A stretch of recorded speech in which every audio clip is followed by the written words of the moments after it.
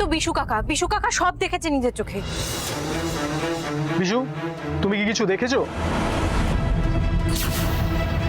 বিশু, যা দেখেছিস বলে দে দারোগা বাবুকে। এই পর্যাপ্ত শাস্তি না হলে আমি কিন্তু শান্তি পাবো না। কি হলো বিশু কাকা, চুপ করে আছো কেন? তুমি তো সবটা নিজের চোখে দেখেছো, দারোগা বাবুকে বলো। কই, আমি তো কিছু দেখিনি।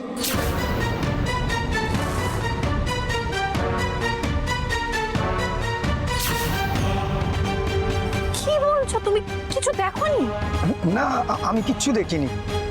আসলে চা তৈরি করা, খদ্দের সামলানো সব একার হাতে আমাকে করতে হয়, তাই বাইরে কি হচ্ছে অত খেয়াল করে দেখতে পারি না। বিশু, তুই এত ব্যস্ত ছিলি যে এত বড় একটা কাণ্ড ঘটে গেল, তুই কিছুই দেখতে পেলি না? কাণ্ড কিছু ঘটলে তবে তো দেখবে বাবা। আমি তো বলছি আমি কিছু করিনি। ও মিথ্যে কথা বলছে দারোগা বাবু। বিশু কাকা সবকিছু দেখেছে নিজের চোখে। কি হলো বিশু কাকা, তুমি বলো না। বিশু কাকা হয়তো চুপ করে আছে ভয় পেয়ে। আমি কারো মুখের কথার উপর নির্ভর করে কাউকে অ্যারেস্ট করতে পারি না, তার জন্য উপযুক্ত প্রমাণ দরকার, আর প্রমাণ ছাড়া আমাদেরও হাত পা বাঁধা। ঠিক আছে, তো আপনি একটা কাজ করতে পারেন, আপনি থানায় গিয়ে ওর বিরুদ্ধে একটা এফআইআর করতে পারেন। এফআইআর এর ভিত্তিতে আপনার তদন্তও হবে, তবে তার জন্য কিন্তু উপযুক্ত সাক্ষী চাই। সোহাগ মা, দারোগা বাবু যা বলছেন তাই কর। এই বজ্জাতটা নামে নালিশ ঠুকে, তারপর যদি তদন্তে প্রমাণ হয় যে মিথ্যে কথা বলছে, সবার সামনে আমি কথা দিলাম তোকে জুতো পেটা করতে করতে গ্রাম থেকে বার কর। চল।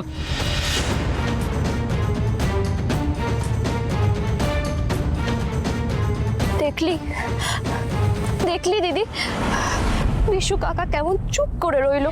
বিশু কাকা সবটা দেখেছিল, তাও কিচ্ছু বললো না দারোগা বাবুর কাছে।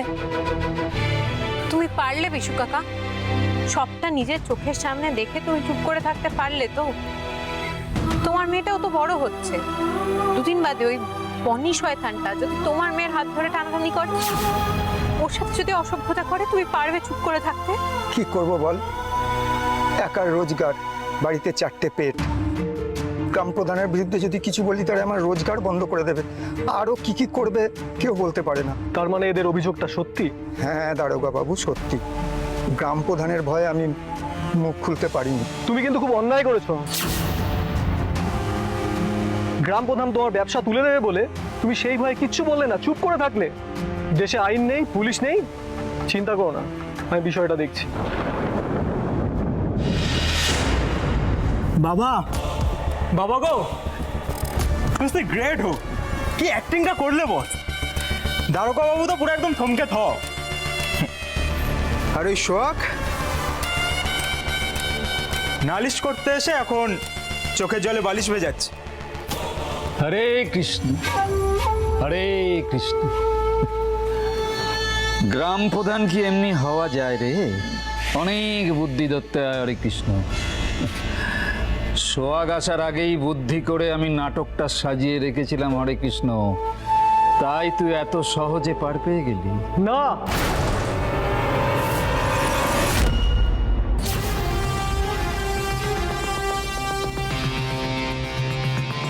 এ যাত্রায় বোধহয় পার পাওয়া হলো না আপনার ছেলের। আমি বাইরে থেকে সব কথা শুনেছি আপনাদের, আমি রেকর্ডও করেছি। চলো, এবার তোমাকে আমার সাথে থানায় যেতে হবে। আবার থানায় টানে কেন স্যার? তো আড়ালে আসুন না, একটু নিজেদের মধ্যে আলোচনা সেরে নি। আলে গিয়ে আপনার কথাটা শোনার মানেটা খুব ভালো করে বুঝি বৈকুণ্ঠ বাবু। একটা মেয়ের সম্মান কখনো টাকা দিয়ে কিনতে যাবেন না, আর এর চেষ্টাটাও করবেন না। ওকে নিয়ে এসো। চল চল বাবা, চল।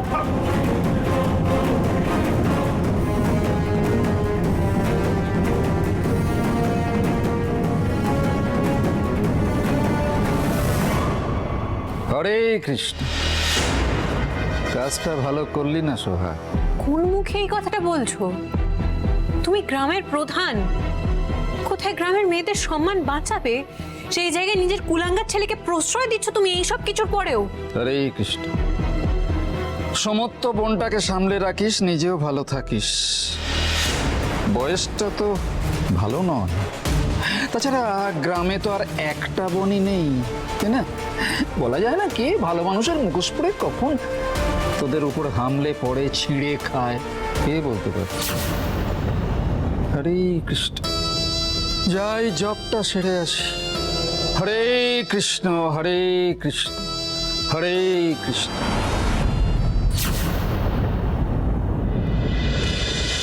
দিদি, বৈকুণ্ঠ জেঠু আমাদের কেমন শাসালো দেখলি তো? দেখলাম। আমার না খুব ভয় করছে, জানিস তো। ভয়? কিসের ভয় শিউলি? সব সময় মাথায় রাখবি সত্যের জয় সর্বত্র। আজকে বৈকুণ্ঠ জ্যাঠা এত চেষ্টা করেও তাও বাঁচাতে পারলো বনিকে। দারোগাবু তো সেই টেনে নিয়ে গেলেন। তোর বাবা অনেক সাহস, আমার অত সাহস নেই। আমার কাছে আছে অনেকটাই, ধার দেবো, নিবি? না বাবা, তোর ধার আমি আর শোধ করতে পারবো না। তাই না? এখানে সূর্য স্যার থাকলে কি বলতেন জানিস? শিউলি, তুমি হচ্ছ একজন, কি যেন বলে বাংলা, কথাশী।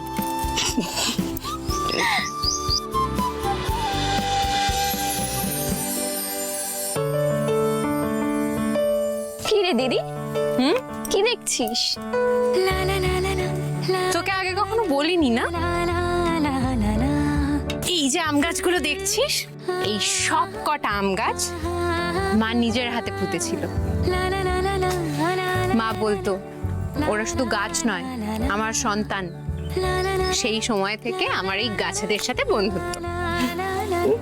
কি বন্ধু, কেমন আছো? ভুলে গেছো আমায় নাকি মনে আছে? দেখেছিস, তোর বন্ধু তোর ডাকে সাড়া দিয়েছে। এনে ধর তোর বন্ধুর দেওয়া উপহার। ধন্যবাদ বন্ধু। তুই তো খুব ভালো খেলতে পারিস, দারুণ। আর তুই খুব জোরে দৌড়াতে পারিস। হ্যাঁ, আজকে অনেক খেলা হলো, এরপরে কালকে আবার, ঠিক আছে? কাল আসবে তো? আসবো, যে কদিন গ্রামে আছি প্রত্যেকদিন আমরা খেলবো, মজা করব, মাছ ধরবো, সাঁতার কাটবো, সব করবো, ঠিক আছে? চল, টাটা। এই শিউলি, কত দেরি হয়ে গেল, এবার দিমা চিৎকার করবে, বাড়ি চল, বাড়ি চল। চল। এই যে, হ্যাঁ, বাগান থেকে চুরি করে নিয়ে যাবে ভেবেছো কেউ টের পাবে না? ছুরি? হ্যাঁ, এই আম চুরি। আরে কারো জিনিস না বলে নেওয়াটাকেই চুরি বলে। তোমার বাবার জামানা চলে গেছে, তোমার বাবা তো পয়সা নিত এই বাগান দেখাশোনা করার জন্য, আর আমি তোমার মালিককে পয়সা দিয়ে এই বাগানের ইজারা নিয়েছি। বাগানও আমার, এই আম গাছও আমার, আর এই আমটাও আমার। হ্যাঁ, এক্সকিউজ মি। হ্যাঁ,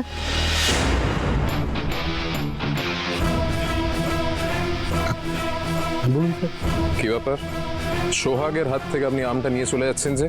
আরে আম চুরি করছিল, তার জন্য তো আমটা আমি কিনে নিলাম। হোয়াট? আম চুরি করে নিয়েছে? হ্যাঁ, এই বাগানের মালিক আমরা, সোহাগ আমার স্ত্রী, কাজেই সেও এই বাগানের মালিক। না স্যার, কোথাও একটা ভুল হচ্ছে। আমি আপনার মায়ের থেকে, মানে ম্যাডামের থেকে আমি এই বাগানের ইজারা নিয়েছি। আপনি তো আবার শহরের মানুষ, ইজারাটা বুঝবেন না, মানে লিজ নিচ্ছি, লিজ। তাই এই বাগানের গাছ, আম, পাতা, ফুল, ফল সব কিছুর উপর আমার অধিকার। স্যার, আমার অনুমতি ছাড়া এই বাগানে কোনো কিছুতে হাত দেওয়া যাবে না। Just a minute.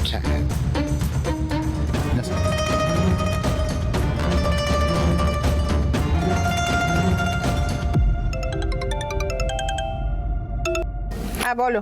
তুমি মতিলালকে আমাদের বাগানটা লিজে দিয়েছো? হ্যাঁ দিয়েছি। কেন?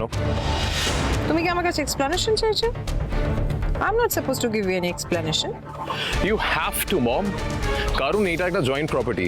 জয়েন্ট প্রপার্টি লিজে দেওয়ার আগে প্রত্যেকটা মেম্বারের কনসেন্ট দরকার, যেটা তুমি নাওনি।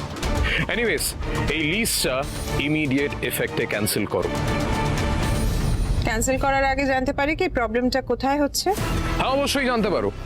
এই ম্যানার্ড লোকটা আমাকে একটা আমের জন্য চোর বলেছে। হ্যাঁ, না না না ম্যাডাম, আরে ম্যাডাম, আমি আপনার ছেলেকে চোর বলিনি, আমি তো সোহাগ ইজ মাই ওয়াইফ। ওকে চোর বলা আমাকে চোর বলা একই ব্যাপার।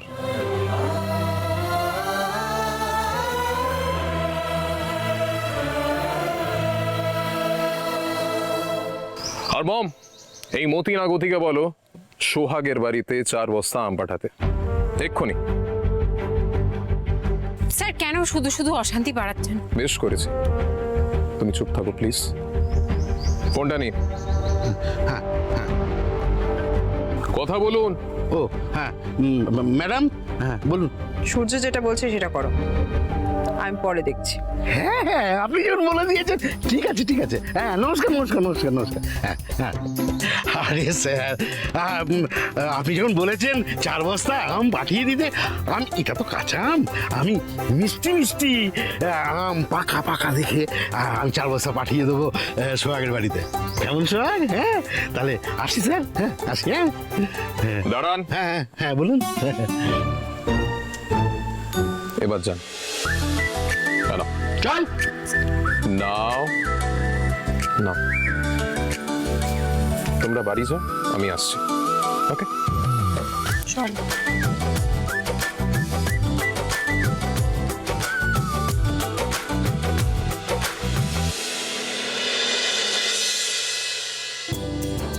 এই দিদি, তখন সূর্য স্যার মতি কাকার হাত থেকে আমটা কেড়ে নিল, আর মতি কাকার মুখটা দেখেছিলিস? খিনি আবার পুরো বাংলার পাত, তুই কেমন মিচকি মিচকি হাসছিলি শিউলি। উফ। এই তুই বলছিলি তোর কি একটা ইম্পর্টেন্ট ক্লাস আছে কলেজে, গেলি না? ওই দেখ, আমি এই সমস্ত তালেগুলো সব ভুলে গেছি। কি করি বলতো এখন? দাঁড়া, আমি এখন অঞ্জলিকে একটা ফোন করব, ফোন করে বলবো যে স্যার যা যা নোটস দিয়েছিল সব যেন আমাকে পাঠিয়ে দেয়। তাই কর, পড়াশোনা একদম ফাঁকি দিবি না শিউলি। এই রে, রিমা কালো জিরে নিয়ে যেতে বলেছিল, আমি তো ভুলেই গেছি। তুই যা বাড়ি যা, চট করে আমি কালো জিরেটা নিয়ে আসি। যা যা যা। ঠিক আছে। হ্যাঁটা বলো। গ্রামে গিয়ে তো এই বন্ধুটাকে একদম ভুলে গেছো। অবশ্য ভুলে যাওয়াটাই স্বাভাবিক, বরের সাথে আছো, আনন্দ করছো। এই সময় কি আর বর ছাড়া অন্য কারোর কথা মাথায় থাকে? তুমি কি বলো? বর বরের জায়গায়, বন্ধু বন্ধুর জায়গায়। বরের জন্য যদি বন্ধুকে ভুলে যাই তাহলে বুঝতে হবে বন্ধুত্ব কোনোদিন ছিলই না।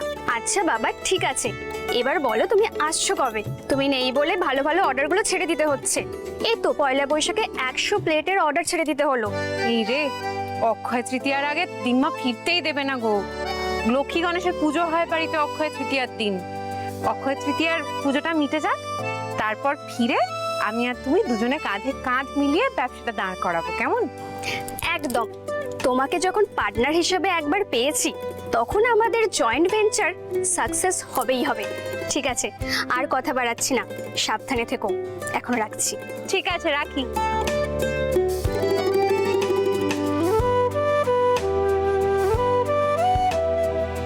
ব্যবসাটা আমাদের দাঁড় করাতেই হবে, যে করেই হোক।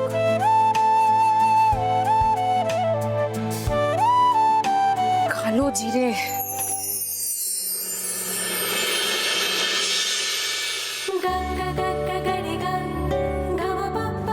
এই জন্য না তোমার হাতে স্বাদের সাথে পাল্লা দেওয়া কঠিন। এই যে তুমি নিজের হাতে ঝেড়ে বেছে তারপর মশলা গুঁড়ো করো, এই মশলার কাছে বাজার চত্তি মশলা কিচ্ছু না দিম্মা।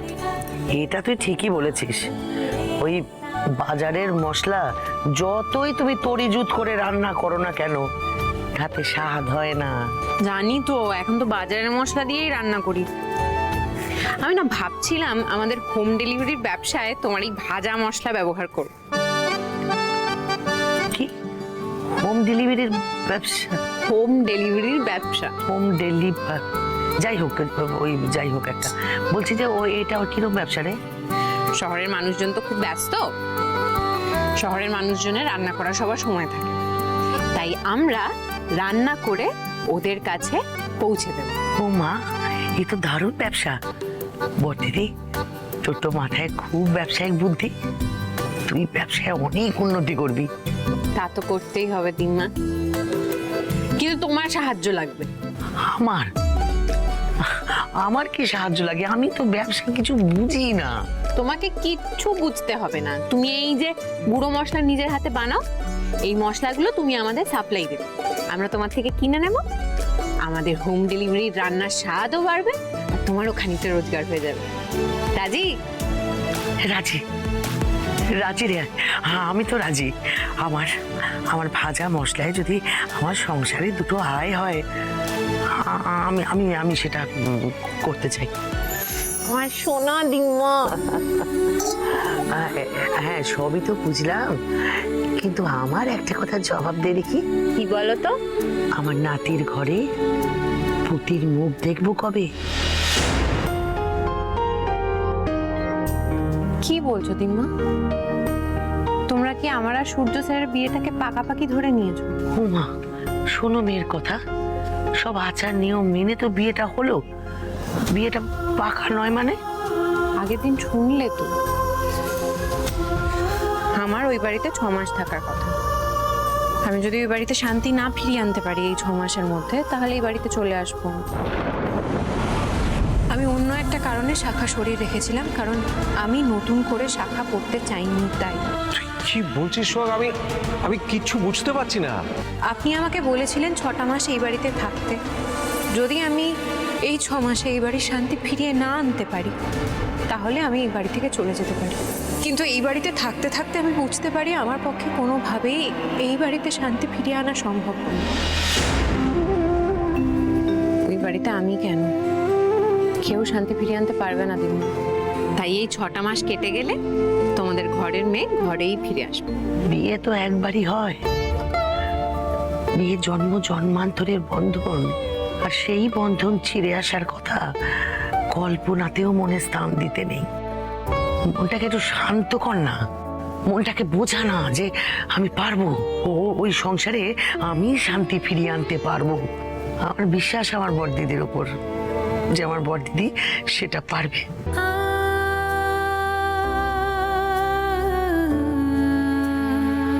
পারবি তুই, এই বুড়িটার কথা মিথ্যে হবে না।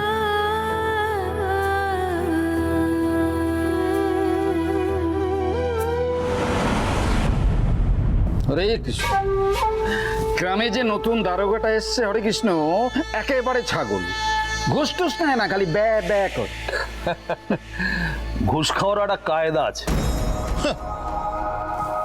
তুমি আর কায়দার কথা বলো না সমাদদার।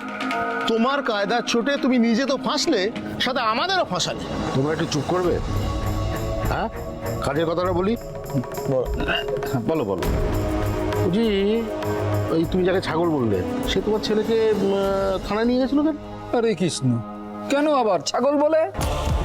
আরে বাবা, উঠতি বয়সে ছেলে তো হরে কৃষ্ণ, শিউলিকে দেখে নিজেকে ঠিক রাখতে পারি। শিউলি ওর দিদির মতো শয়তান।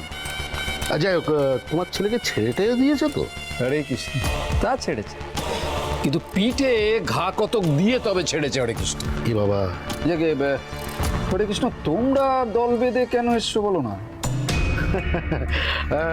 আরে তুমি আমাদের গ্রাম প্রধান, তোমার কাছে একটা জিনিসের জন্য এসেছি। সেটা হচ্ছে এই জঙ্গলের দিকে তোমার একটা বাগান বাড়ি আছে না, যেখানে তুমি তোমার সখীদের নিয়ে গিয়ে একটু লীলা টিলা করো। আমরা সব খবর রাখি। সেখানে আমরা রামহরণ করে রাখবো, তার জন্য বাড়িটা দরকার। ঠিক আছে, এই হরে কৃষ্ণ, রামহরণ মানে এই সীতাহরণ শুনেছি, কিন্তু রামহরণ তো বাপের জন্মে শুনিনি হরে কৃষ্ণ। শুনলে কি করে? আরে সীতাহরণ হয়েছিল তো ত্রেতা যুগে, এটা তো কলি যুগ। এখানে সীতাহরণ হয় না, রামহরণ হয়, বুঝতে পেরেছো? আর শুধু শুনবে না, দেখবেও। হরে কৃষ্ণ, রামটা কি? বলি তাহলে? হ্যাঁ, তুমি নিজেদের লোক, তার জন্য বলছি। আরে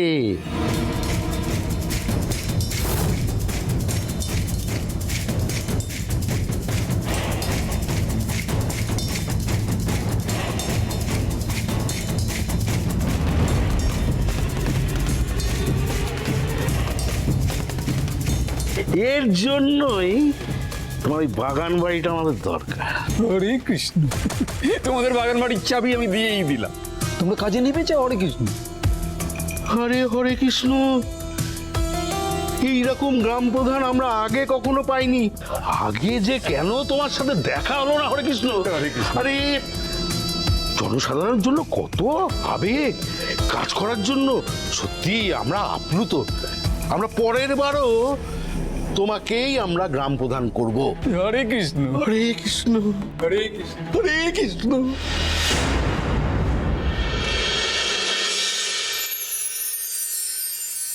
কি বলছো দিম্মা, বাবা ডান পিঠে ছিল? তবে আর বলছি কি, গাছে চড়া, সাঁতার কাটা, সবেতেই হচ্ছে সে ছিলেন একেবারে চৌকস। আর দুষ্টুমিতে সেটাতেও কম ছিল না।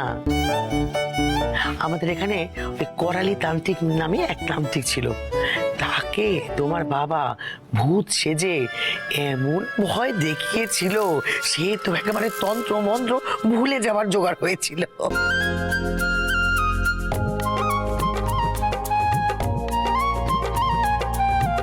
রিয়েলি বাবা ভূত চেয়েছিল? ঘটনাটা হয়েছে কি, আমাদের গ্রামে তখন ওই করালি তান্ত্রিক নামে এক তান্ত্রিক ছিল। তা সে সবসময় বলতো সে নাকি ভূতকে বশ করতে পারে। তখন তো তোমার বাবা খুব ছোট, তো কি করেছে, সেই একটা কাপড় জড়িয়ে মুখে চুনকাম করে হাতে আসবটি নিয়ে ওই করালি তান্ত্রিকের বাড়ির উঠোনে গেছে, গিয়ে দাঁড়িয়েছিল। ব্যাস, করালি তান্ত্রিক দেখে একেবারে সঙ্গে সঙ্গে মূর্ছা গেছে।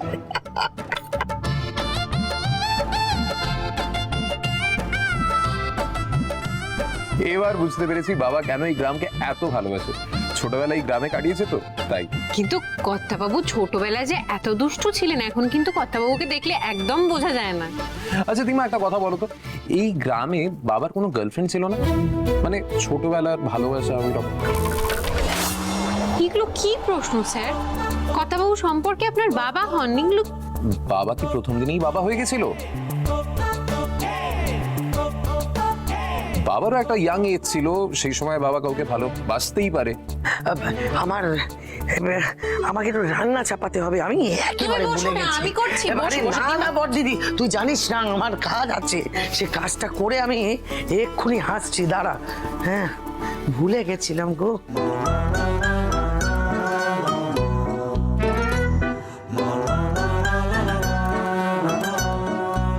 তুমি ড্যাব ড্যাব করে কি দেখছো, কিছু বলবে? আমার আপনাকে আর কিছুই বলার নেই। কেন নেই? কেন? তোমার তো উচিত আমাকে প্রেস করা। বাংলায় কি যেন বলে প্রেসকে? প্রশংসা। কিন্তু খামোখা আমি আপনার প্রশংসা কেন করব? খামোখা প্রশংসা? তুমি এটা বলতে পারলে? আমার বন্ধুদেরকে এড়িয়ে যাচ্ছি সেটা দেখেও তুমি আমাকে প্রেস করবে না? No no no Sohag, this is very bad.